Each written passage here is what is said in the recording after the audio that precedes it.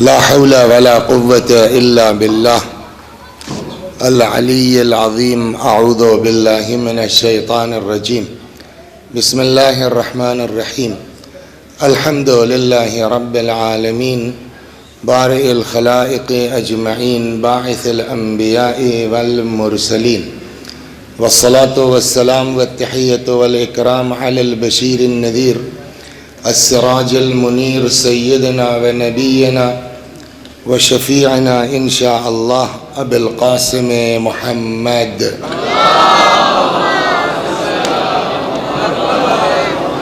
اللهم صل عليه وعلى أهل بيته مظاهر جلالك وجمالك، واللعن على أعدائهم أجمعين. أما بعد، فقد قال رسول الله صلى الله عليه وآله وسلم: حب علي عبادة وأفضل العبادة، ذكر علي عبادة وأفضل العبادة، النظر إلى وجه علي عبادة، علي خير البشر من شك فيه كفر.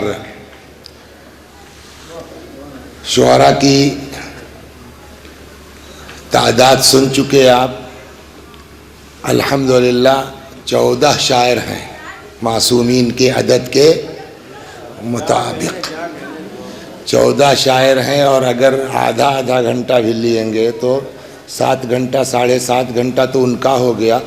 10 منٹ اگر ان کا لے لیں گے آپ ناظم صاحب کا تو وہ صبح، لہٰذا اس کا یہی چاہ رہا ہے کہ میں بس 15 منٹ میں آپ کی زحمت ختم کر دوں. صلوات بر محمد و آل.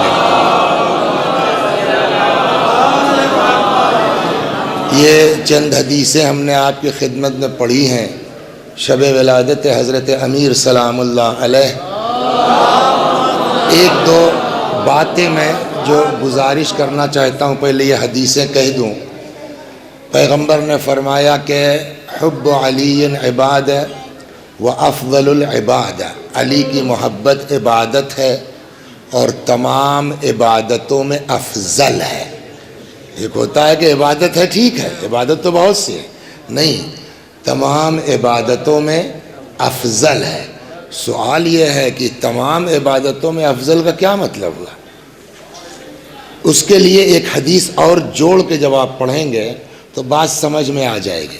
حضرت نے فرمایا علی اگر کوئی شخص نمازوں پر نمازیں پڑھتا جائے، روزوں پر روزے رکھتا جائے، حج پر حج کرتا جائے، کوہ احد کے برابر سونا اور چاندی راہ خدا میں خیرات کرتا جائے، صفا اور مروہ کے درمیان صحیح کرتا ہوا مظلومیت کے عالم میں قتل کر دیا جائے، اس کے باوجود علی اگر اس کے دل میں تمہاری محبت نہیں ہے تو ایسا انسان جنت کی خوشبو نہیں سونگھ سکتا.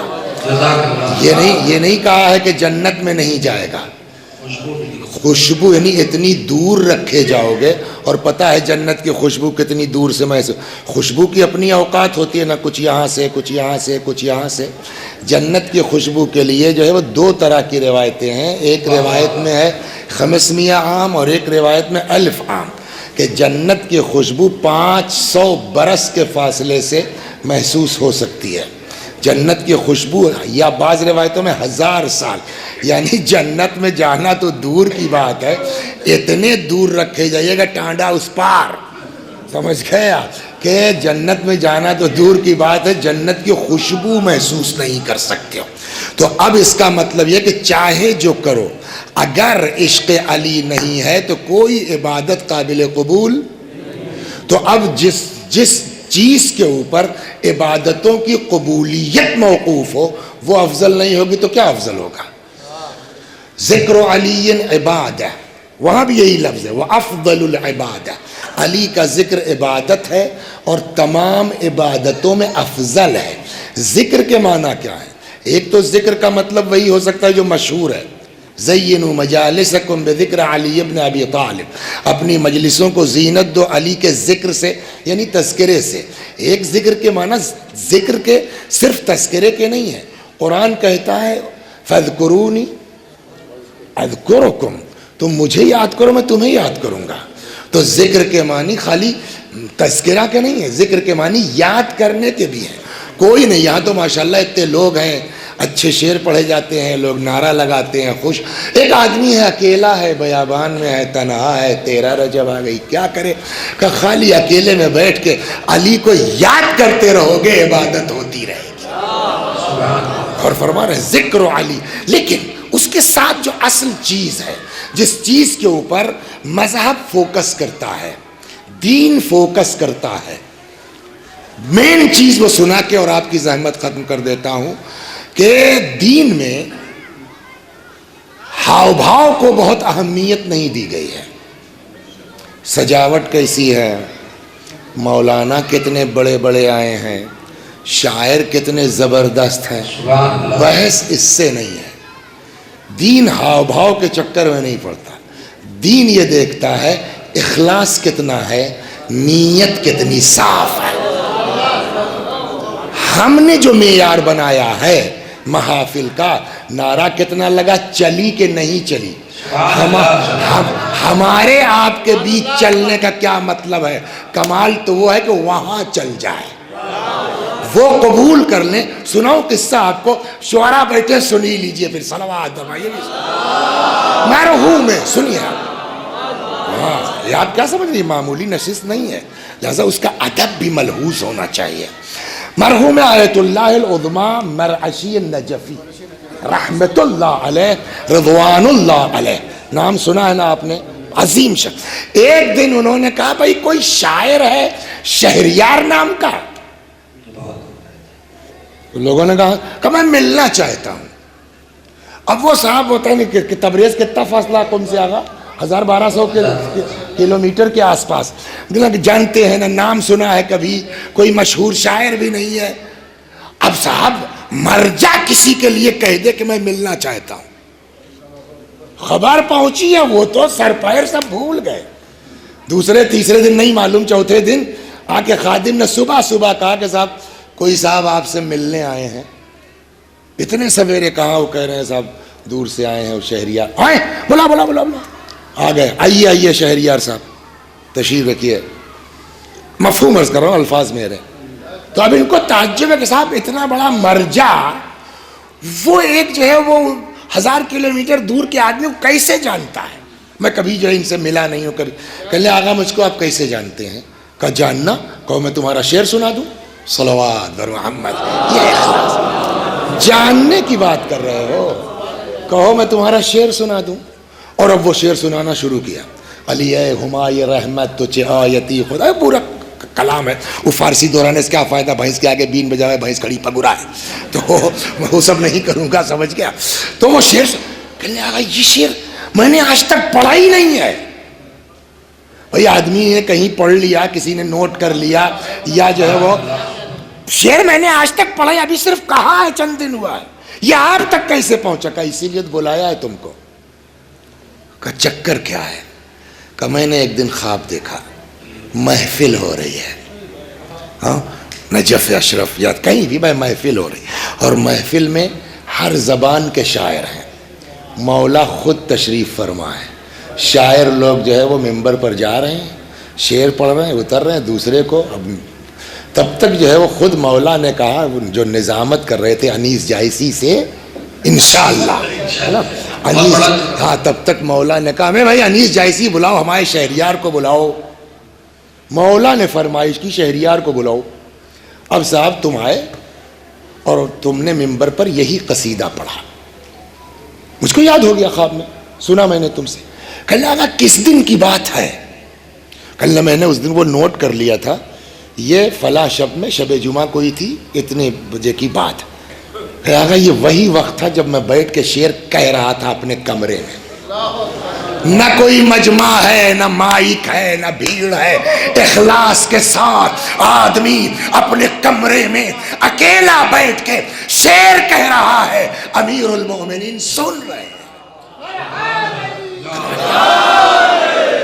تو بات چلنے کی نہیں ہے، بات اس اخلاص کی ہے کہ ہم کتنے اخلاص کے ساتھ ان کی بارگاہ میں اپنا کلام پیش کر رہے ہیں۔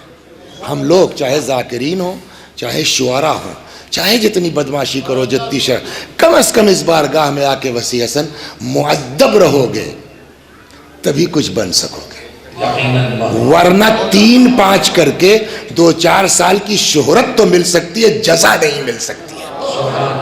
شہرت کا ملنا اور ہے، جزا کا ملنا اور ہے۔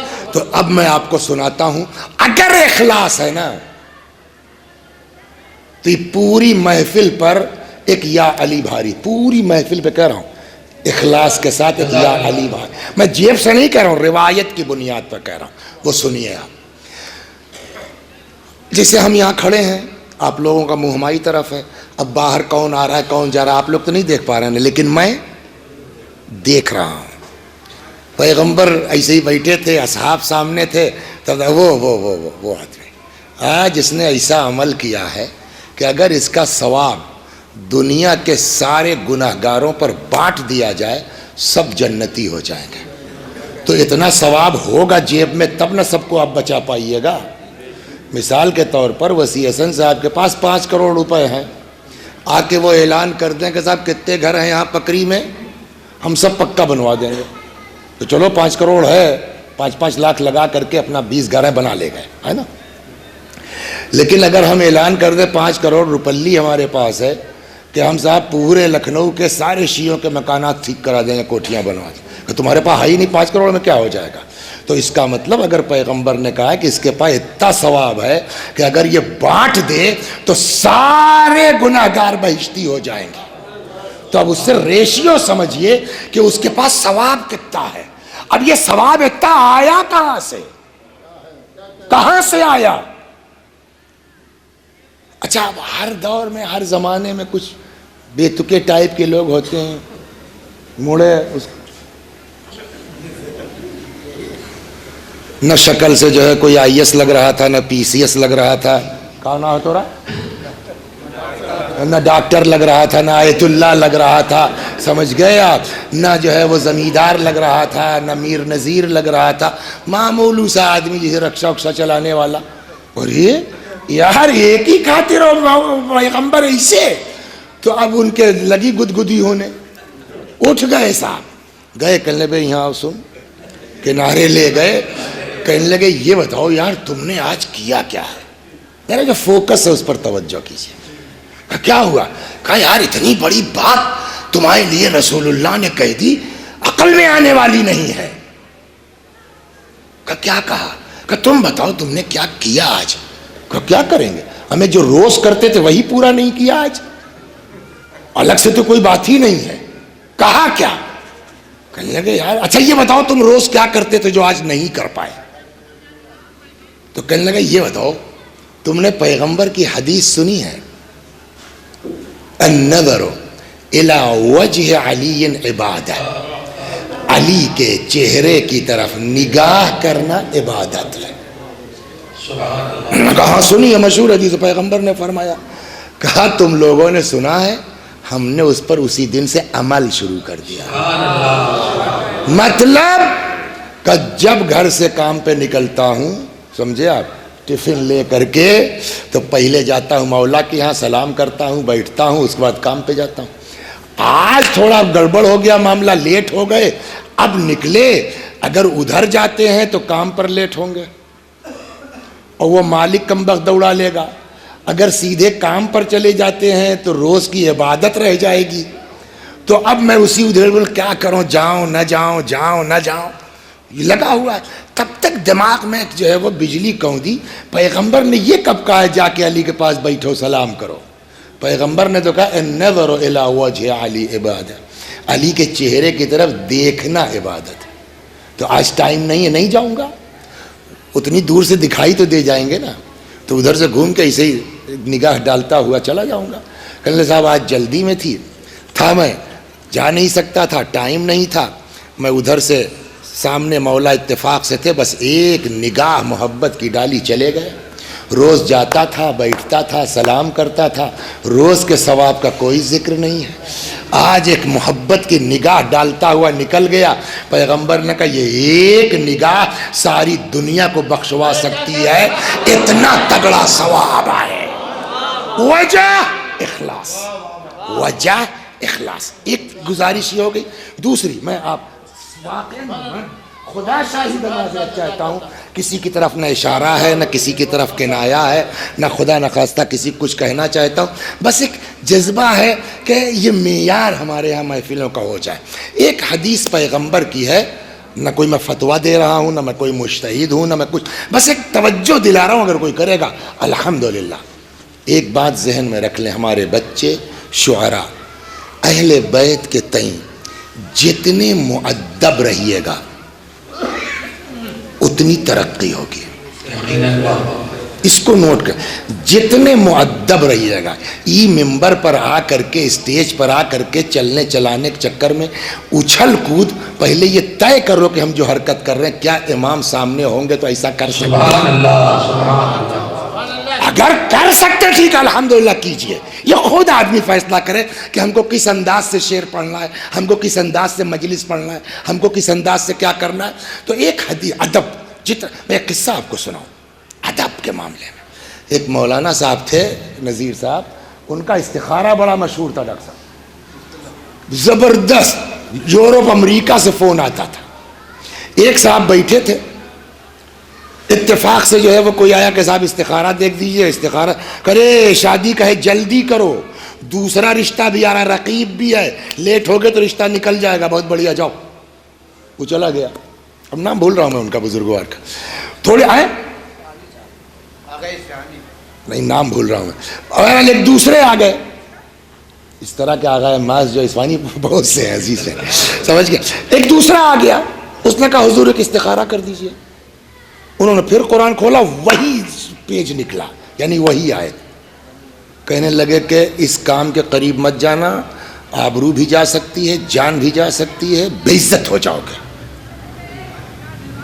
اس نے کہا صاحب بالکل صحیح کہا آپ نے, میں تھوڑا سا امپورٹ ایکسپورٹ کا بزنس کے چکر میں تھا اور تھوڑا ڈر رہا تھا کہ کہیں جو ہے اس میں پھنس نہ جائے. اس والے نے کہا بالکل صحیح کہہ رہے ہیں آپ, مجھ کو پتا ہے کہ رقیب کون ہے, رشتہ دوسرا کہاں سے آ رہا ہے. چلا گیا. یہ جو بیٹھے تھے کہنے صاحب ایک ہی پیج نکلا ہے, دو آدمی کو الگ الگ استخارے کا جواب کہاں سے. انہوں نے کہا مجھ کو کچھ نہیں پتا, کل ایک واقعہ ہوا ہے میرے ساتھ, اس کے بعد سے ایسا ہو گیا, میرے منہ سے جو نکل جاتا وہی ہو جاتا. کہ ہوا کیا, کل جب میں نیا مشہد میں آیا ایز اے طالب علم, تو مدرسے میں جگہ نہیں ملی, ہاسٹل میں. تو قدیم زمانے میں, پہلے کی بات ہے, اس دور کی بات, تو وہ حرم کے امام رضا علیہ السلام کے روضے کے کنارے کنارے حجرے بنے ہوئے تھے زائروں کے رکنے کے لیے, ٹکنے کا. اسی میں ایک حجرہ ہم کو بھی مل گیا کہ اب جب تک کہیں ہاسٹل میں جگہ وگہ ملے گی تو پھر جائیں گے.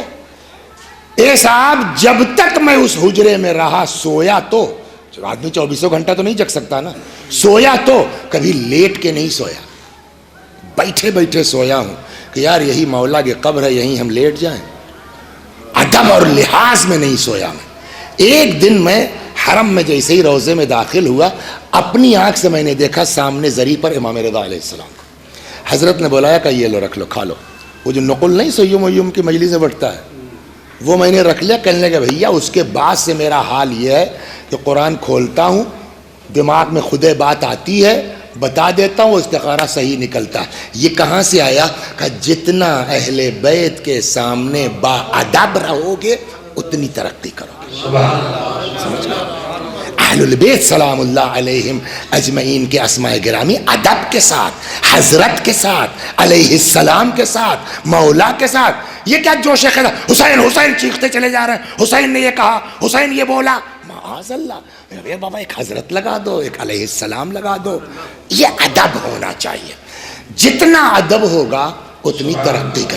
مل جملہ سننے والوں کا بھی اپنا ادب ہے, پڑھنے والوں کا, ہم لوگوں کا بھی اپنا ادب ہے.